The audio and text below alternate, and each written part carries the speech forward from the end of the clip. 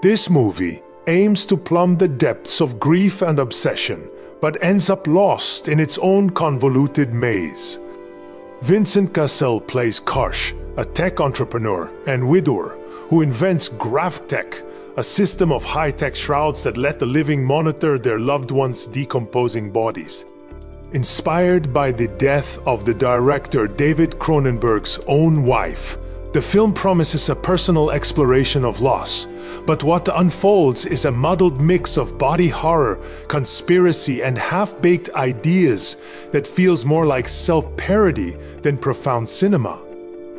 The premise alone is quintessential Cronenberg, morbid, provocative, and unsettlingly intimate. Karsh, a stand-in for the director with his slick silver hair, uses his invention to obsess over his late wife, Becca, watching her cancer-ravaged body decay while grappling with her absence.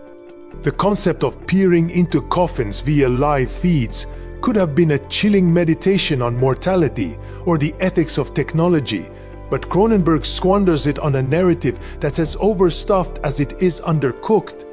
When graves are vandalized and strange growths appear on Becca's bones, the story spirals into a tangle of conspiracies, Chinese surveillance, Russian hackers, experimental drugs that feel like distractions rather than revelations. Visually, the film is sterile and cold, with the cinematography and minimalist sets creating a world that's more clinical than haunting. The body horror, a Cronenberg hallmark, is surprisingly restrained, limited to glimpses of Becca's amputated limbs and decaying flesh, but lacks the visceral punch of his earlier work. Instead, the film leans heavily on dialogue that's often clunky and repetitive, with characters spouting theories that never coalesce into meaning. Cassel tries to anchor the chaos, but his performance feels stiff, unable to convey the emotional weight of a man drowning in grief. Diane Kruger, playing both Becca and her sister Terry, is given little to work with, her roles reduced to ciphers for Karsh's longing and guilt.